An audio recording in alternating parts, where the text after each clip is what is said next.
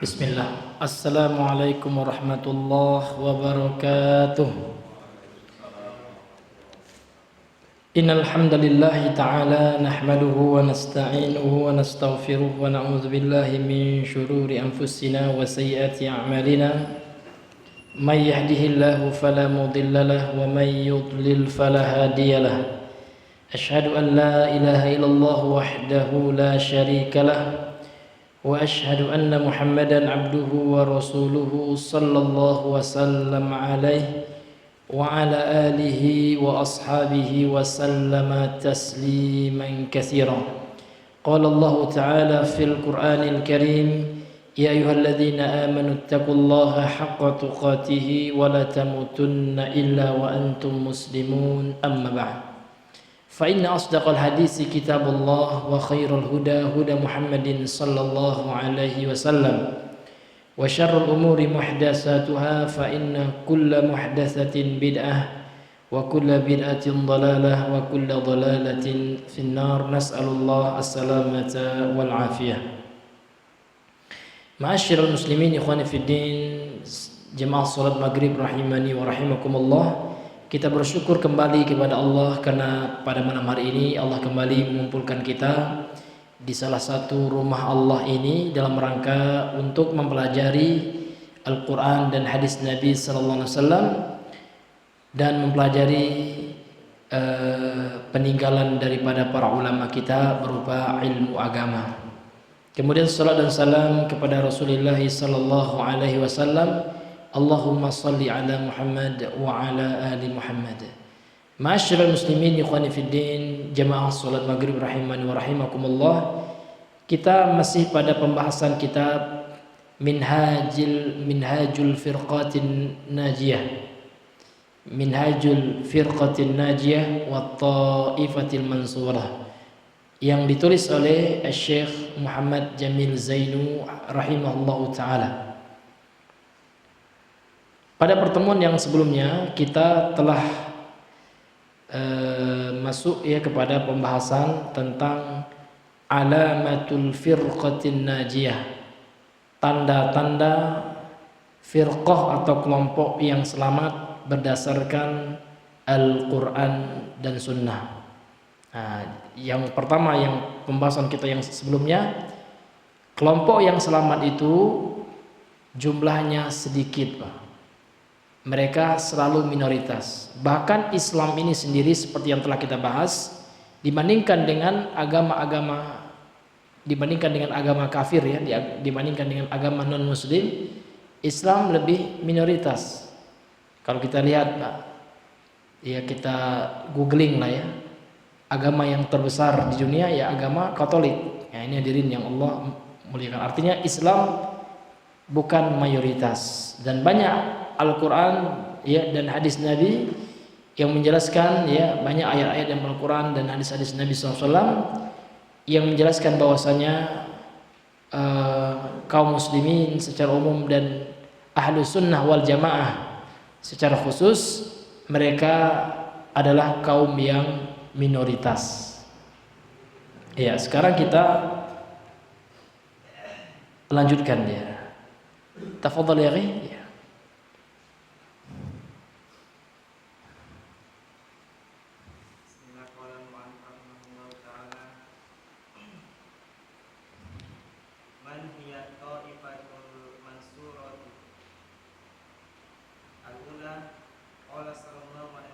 Sallallahu alaihi wasallam.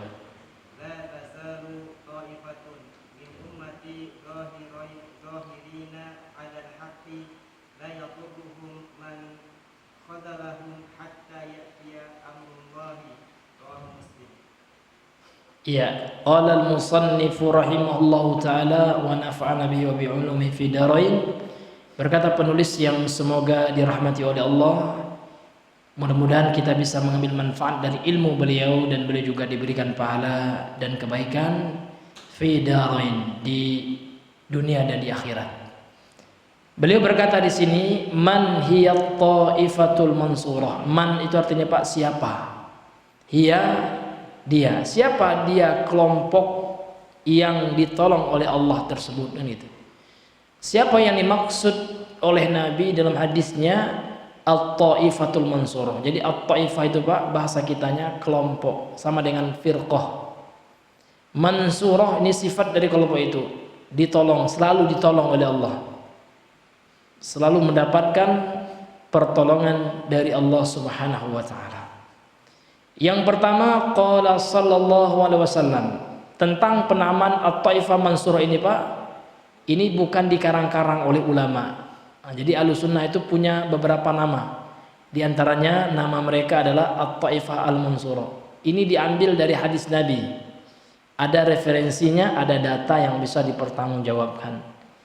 Yaitu dalam hadis yang diriwayatkan oleh Imam Muslim. Karena memang pada dalam agama ini kita harus selalu merujuk kepada Al-Quran Sunnah. Ijma' ini sumber hukum Islam ini. Qiyas. Kemudian kalau sesuatu yang berkaitan dengan kisah-kisah harus kita pastikan sumbernya. Karena Bapak-bapak yang Allah muliakan, banyak sekarang penceramah-penceramah suka menyampaikan cerita-cerita yang kalau kita klarifikasi, kalau kita validasi tidak ada. Cuman dia baca di artikel di internet, sudah setelah itu dia ceritakan lagi, tidak boleh.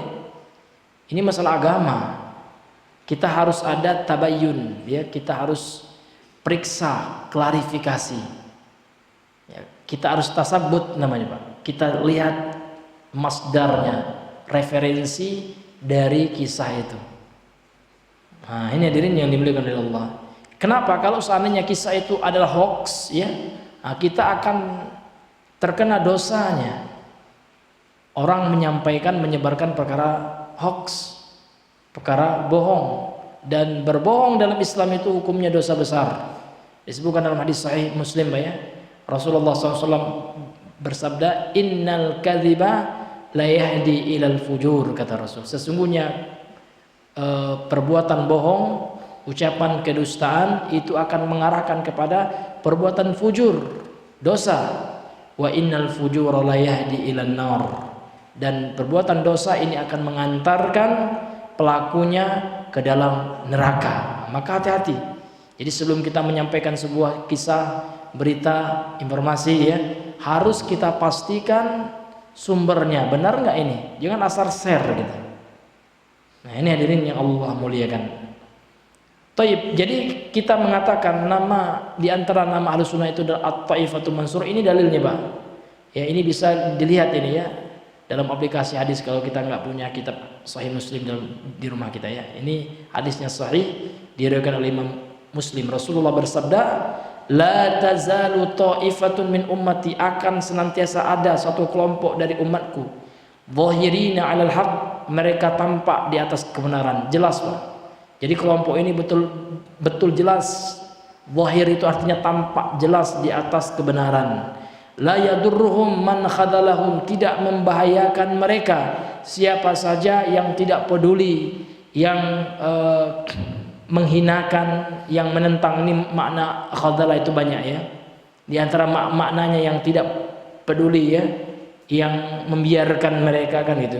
Hatta ya'tiya amrullah, sampai datang amrullah. Amrullah di sini maknanya kata para ulama kita, di antaranya Syekh Shalih Al Fauzan, maknanya hatta ya'tiya ya azabullah, sampai datang azab Allah bagi orang-orang yang mencela, mencekal ya, yang tidak mengikuti at-taifah al-mansurah ini, kelompok yang senantiasa ditolong oleh Allah Subhanahu wa taala ini. Ya, sekarang kita masuk ya yang kedua, dalil yang kedua. Karena luar biasa memang penulis kitab ini Pak ya. Beliau membawa judul, kemudian setelah itu penuh dengan hadis-hadis Nabi SAW. Tidak opini yang beliau lontarkan, bukan narasi bebas, bukan pendapat pribadi, namun data yang dikemukakan sabda Nabi SAW. Ini menunjukkan kitab-kitab Ahlussunnah itu Pak penuh dengan hadis, penuh dengan Al-Quran. Ya, berbeda dengan kitab-kitab yang tidak mengikuti Ahlussunnah, penuh dengan cerita-cerita yang tidak jelas asal usulnya. Nah, inilah kelebihan daripada kita mengikuti cara beragamanya Rasul dan para sahabat ya, dan para imam. Dan siapa saja mengikuti metode mereka hingga akhir zaman ini. Ya, silakan lagi ya. Nah.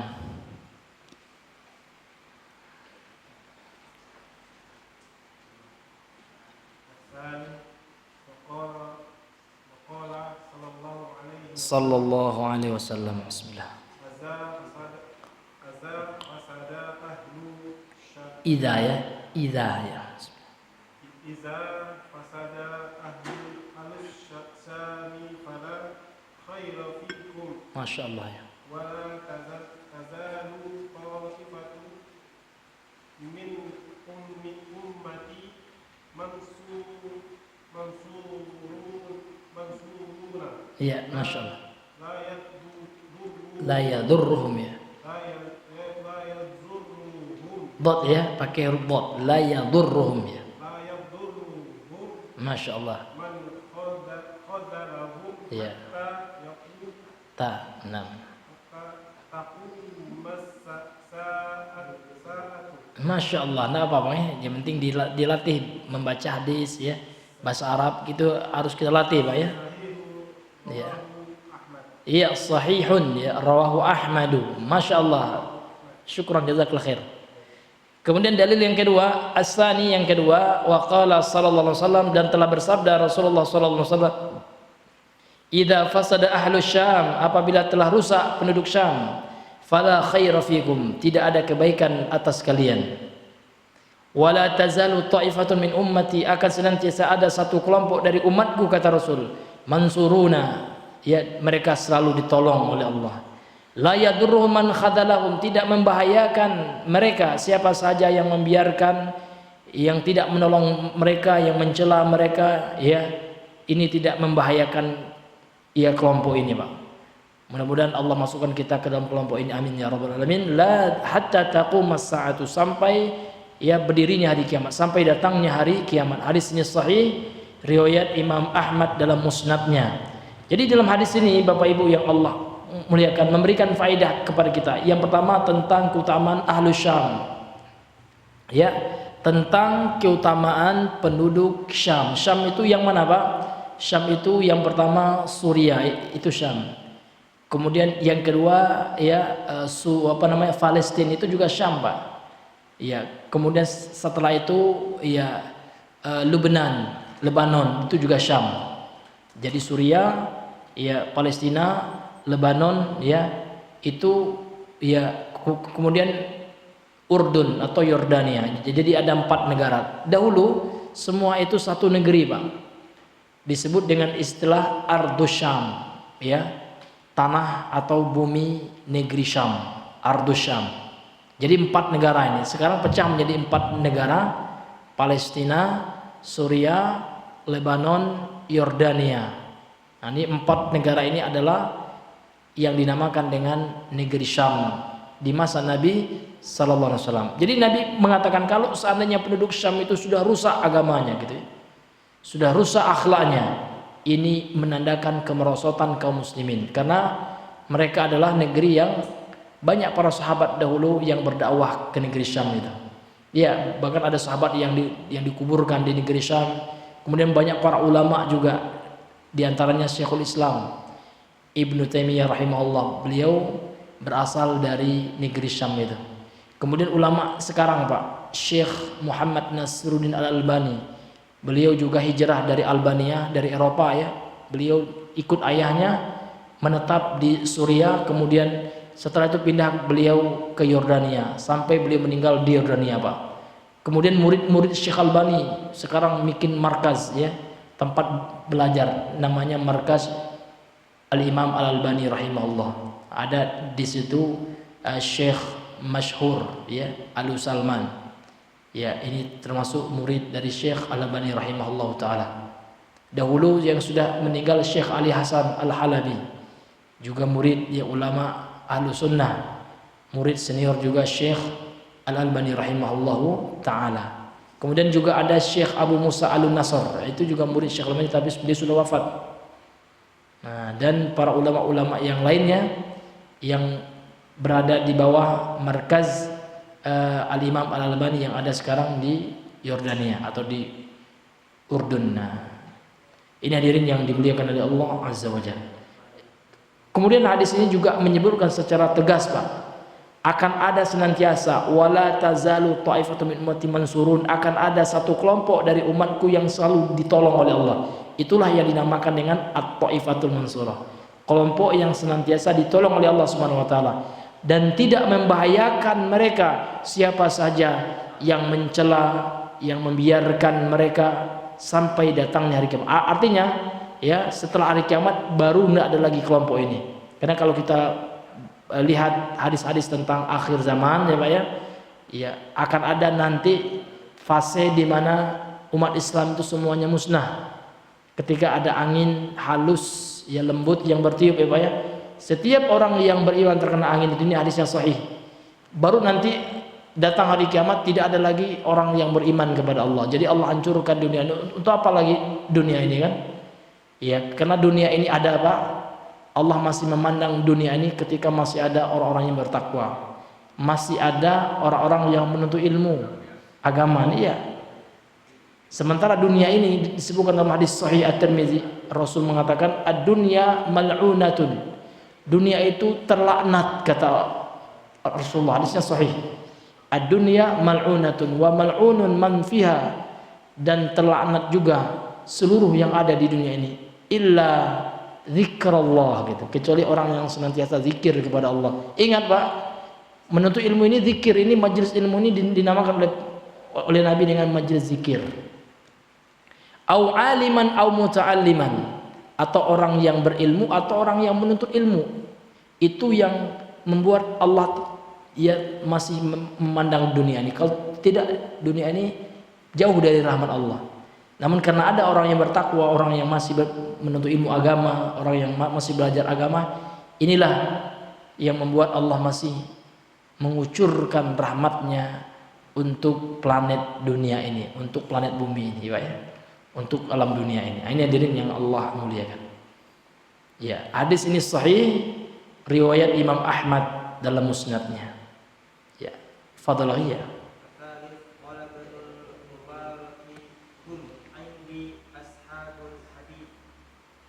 Ya, kena pendek ya, sampai 5 aja ya.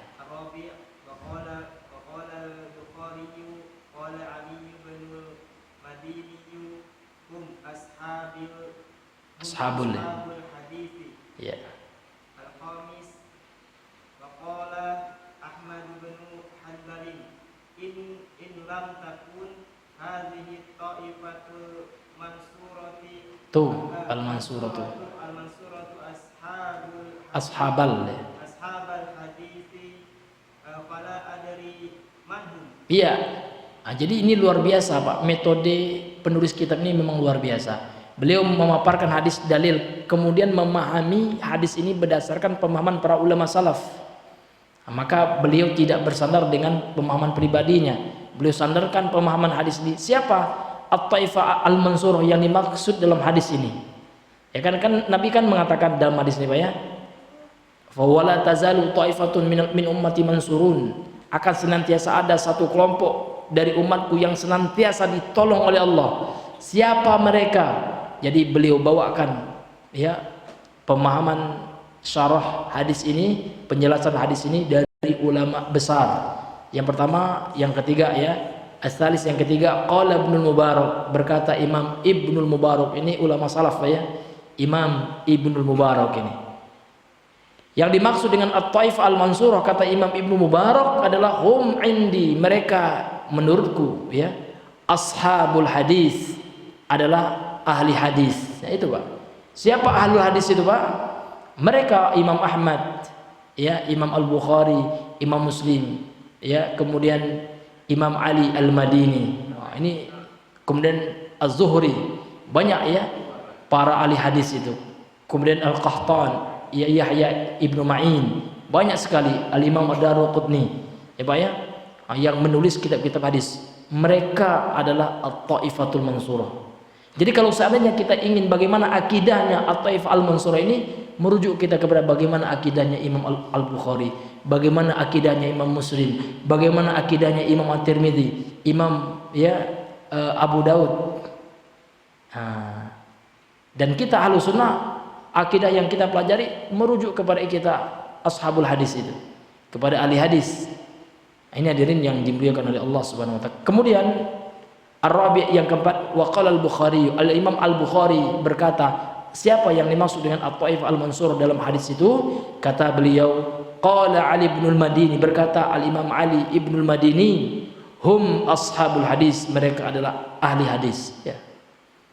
Ya. Kemudian waqala yang kelima, al-khamis yang kelima, waqala Ahmad bin Hanbal, berkata Imam Ahmad ibn Hanbal, illam takun hadhihi at-taifatul mansuratu, kalau seandainya at-taifah al-mansur ini bukan ashabul hadis, bukan ahli hadis, fala adri manhum, aku tidak tahu siapa lagi mereka. Kalau bukan yang dimaksud at-taifah al-mansur ini adalah ahli hadis, siapa lagi mereka? Saya nggak tahu lagi, kata Imam Ahmad. Ini menunjukkan apa? Ilmunya ahli hadis itu, ilmunya para imam itu semuanya merujuk, yang dimaksud dengan at-taifah al-mansurah adalah ahli hadis, Pak. Iya. Maka ahli hadis ini, Pak, sangat dibenci oleh ahli filsafat. Nah, karena ahli hadis ini, Pak, memahami sifat-sifat Allah ini secara teks, ya. Mereka tidak mempergunakan teori Aristoteles, teori Plato. Yang mana teori mereka itu, Pak, telah diterjemahkan ke dalam bahasa Arab, melahirkan berbagai disiplin ilmu-ilmu turunan dari ilmu filsafat. Lahir ilmu mantik, ya kan, dan seterusnya. Dan mereka memaksakan pemahaman terhadap ayat sifat itu dengan kaidah-kaidah filsafat. Itu yang ditolak oleh ulama ahli hadis. Sehingga ulama ahli hadis mereka fitnah sebagai mujassimah, orang yang menjisimkan Allah, katanya. Nauzubillahi min dzalik. Ahli hadis sekarang mereka tuduh dengan sawah, ya. Ya. Salafi Wahabi, Pak, disingkat dengan sawah, katanya. Sawah, ya. Ini hadirin yang dimuliakan Allah. Itu ya lakop-lakop atau julukan-julukan yang mereka berikan kepada at-taifatul mansurah tersebut, ya, ahlu hadis tersebut, ashabul hadis tersebut. Ini hadirin yang Allah muliakan, ya. Fadhil akhi.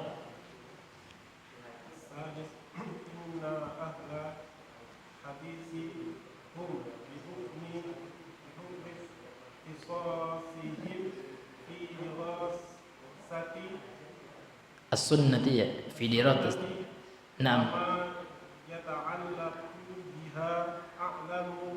A'lamun nasi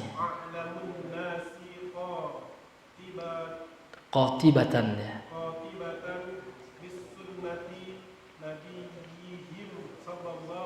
Sallallahu alaihi wasallam.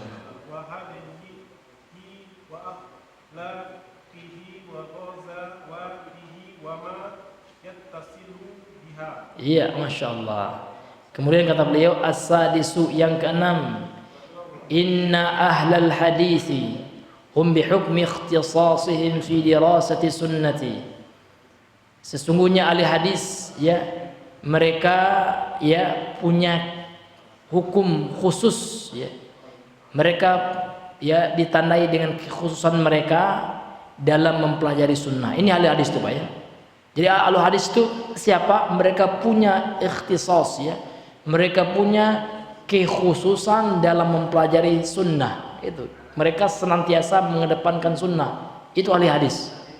Nah, jadi kalau kita berbicara ahli hadis, mereka menggeluti hadis, Pak. Mereka mempelajari mustalah hadis, mereka mempelajari takhrij hadis, ya.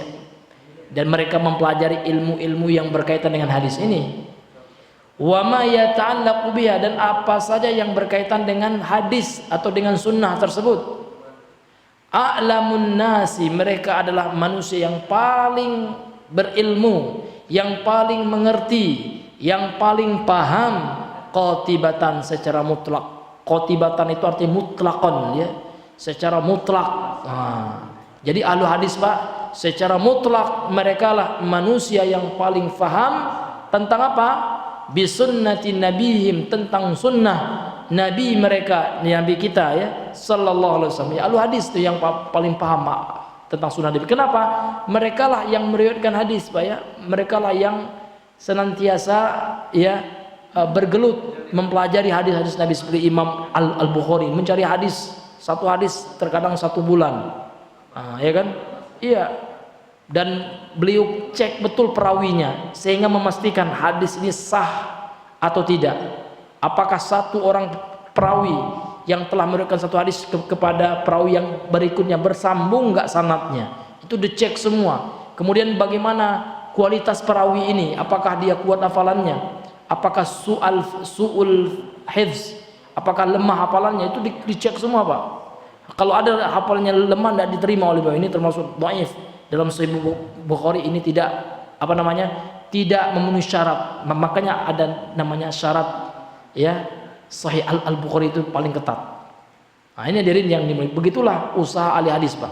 Bagaimana mereka membela sunnah supaya tidak ada yang memalsukan hadis Nabi SAW. Karena hari ini banyak hadis-hadis palsu yang dijadikan bahan materi ceramah. Nah, bagi orang yang tidak persiapan gitu ya. Iya, dia cuma dengar di mana gitu ya, ada hadisnya, langsung dicoba tanpa dia cek. Sekarang sebenarnya mudah Pak, bukan mudah juga, artinya terbantu kita dengan berbagai aplikasi. Kalau dulu kita harus ke perpustakaan membalik kitab, enggak, sekarang buku-buku itu sudah diaplikasikan, bahkan sudah di-share di internet juga. Nah, jadi kita gunakan internetnya untuk mempermudah. Setelah itu kalau kita punya bukunya kita buka juga. Tapi di internet kita sudah dikasih tahu halaman berapa ya kan. Nah, di buku yang hard filenya kita langsung buka karena sudah gitu. Tapi kalau tidak tahu halamannya susah kan, buku yang tebal tuh Pak. Saya punya Fathul Bari itu syarah Sahih Al-Bukhari itu 20 jilid. Iya, kalau tidak kita buka Pak, Masya Allah, berapa halamannya? Ribuan. Satu jilid itu ada 2000 halaman Pak, kali 20. Berapa Pak? Iya, nah, itu yang nak dibuka. Itulah kerjanya Syekh Albani yang suka dihina oleh orang itu. Bagaimana beliau meneliti hadis, ya, sehingga keluarlah karya beliau Sahih At-Tirmidzi, Sahih Abu Daud, ya, satu-satu beliau teliti gitu. Nah, orang sekarang enak dengan internet menyalah-nyalahkan beliau, ya kan? Iya, itu gampang tuh. Ada orang yang sombong sekarang kan, gampang apa yang dibuat oleh Syekh Albani itu. Anak-anak kita ini tak paham semua. Kalau paham coba antum takhrij lagi. Ya, kitab saja. Takhrij aja Musnad Imam Ahmad. Berapa jilid Musnad Imam Ahmad? Banyak Pak. Mungkin 40 jilid. Coba ditakhrij itu. Dikeluarkan lagi sanadnya. Nah, dipelajari lagi sanadnya. Ya, bisa nggak ada waktu dia bisa mencret. Iya, itulah jasa Syekh Albani, Masya Allah.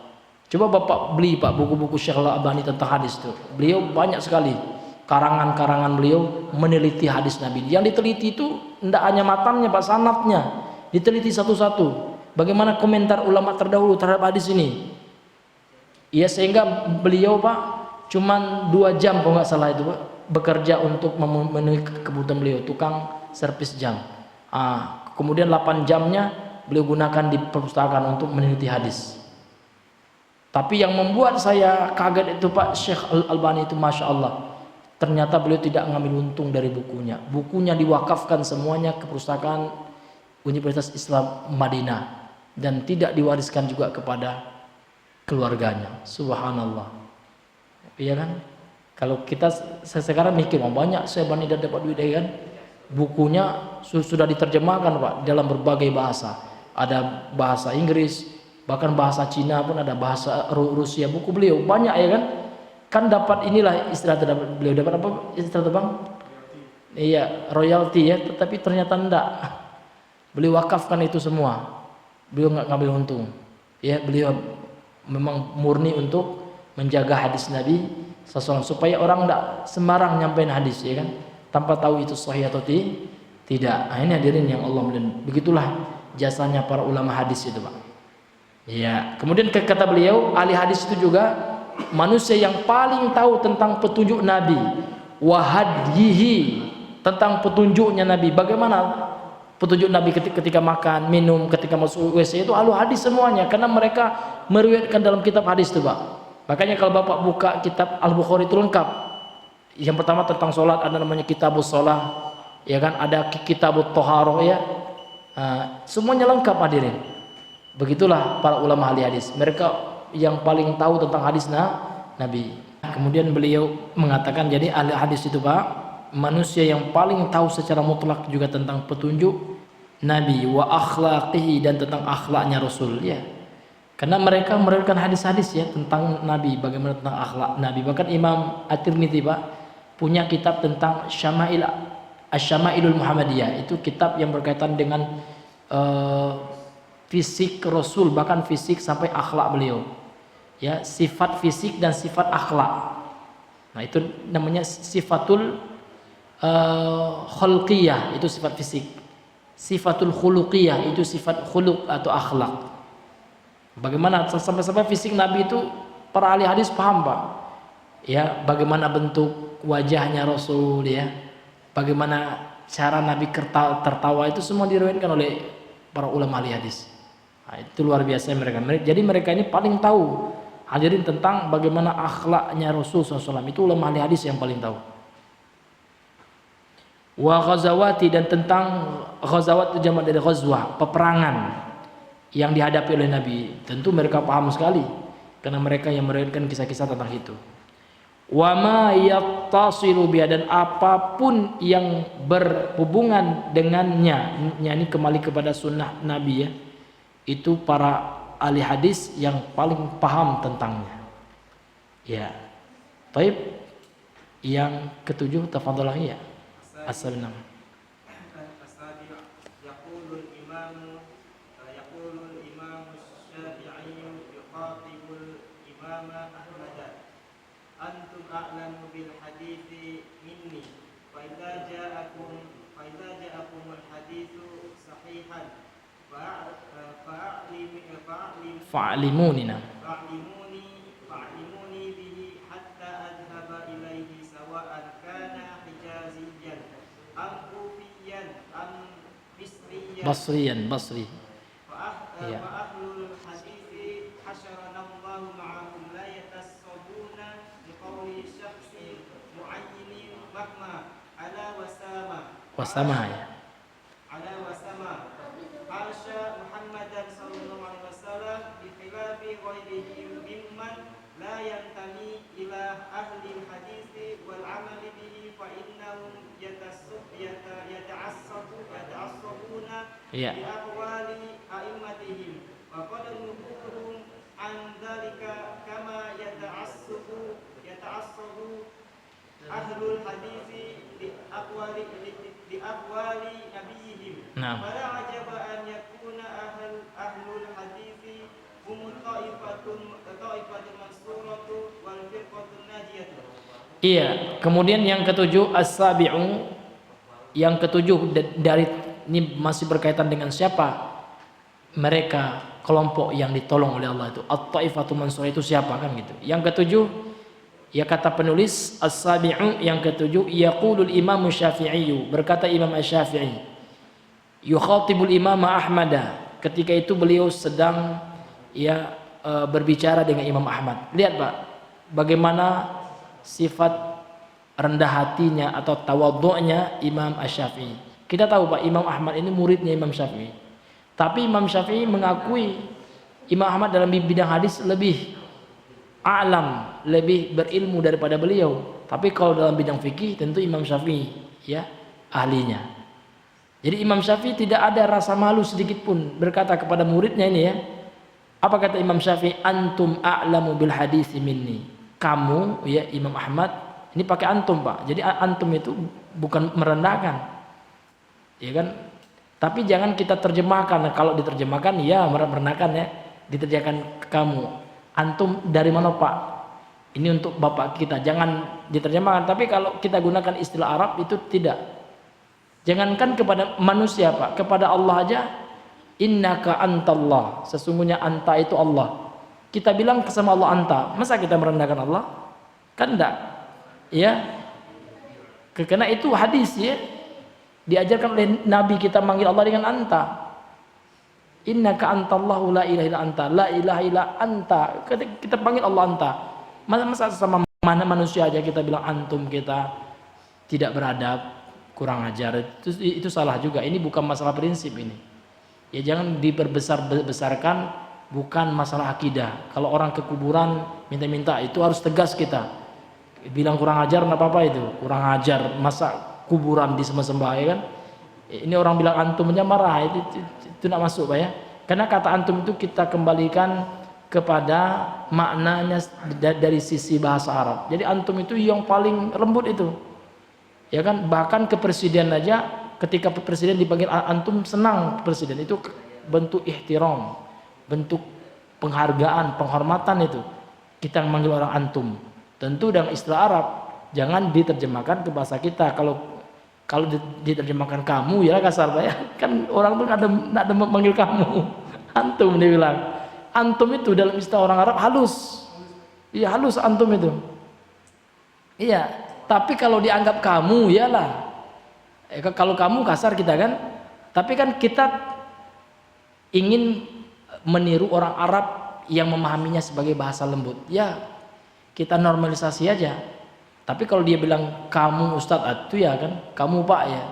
Dari mana kamu Pak? Sama emaknya atau sama bapaknya itu ya kasar ya Pak ya.